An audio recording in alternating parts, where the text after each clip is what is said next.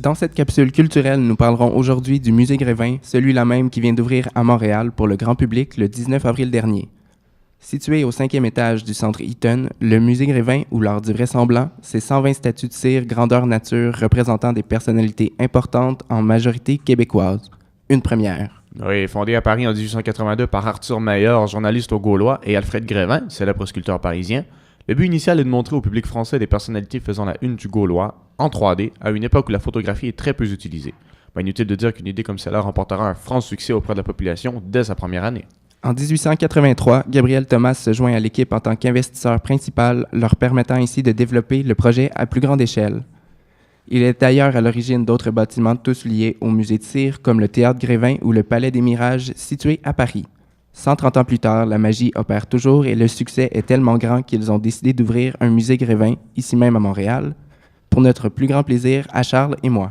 Oui, puis on est justement allé faire un tour et l'expérience fut fort intéressante. Le musée est divisé en plusieurs univers différents dans lesquels on y présente un thème en particulier.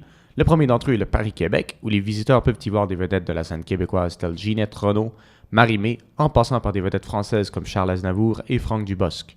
Et puis, les amateurs de sport et en particulier de hockey seront servis avec des représentations très fidèles de Sidney Crosby, Guy Lafleur et du célèbre coureur à une jambe Terry Fox. Ensuite, l'univers change pour se concentrer aux personnalités politiques et historiques. Simon, je crois que ça t'a plu cette partie-là. Oui, après cela, on entre dans une nouvelle salle nommée l'Hôtel Grévin. C'est dans cette pièce que l'on retrouve les personnalités politiques comme René Lévesque, Jean Lesage et Barack Obama. Avant d'entrer dans l'univers suivant, on doit traverser quelques petites salles emménagées spécialement pour là où les statues s'y trouvant. C'est là que je me suis retrouvé dans ma pièce préférée, une reconstitution historique du fameux bed-in de Yoko Ono et de John Lennon. Puis, changement complet d'univers, on s'embarque sur un navire direction la Nouvelle-France avec nul autre que Samuel de Champlain, des Amérindiens, James Wolfe et bien d'autres. Oui, de mon côté, j'ai bien aimé le parc Belmont et les coulisses. Dans le parc Belmont, on retrouve mon héros d'enfance, Indiana Jones et Harrison Ford, sans oublier Justin Bieber et le célèbre acteur du cinéma muet Charlie Chaplin.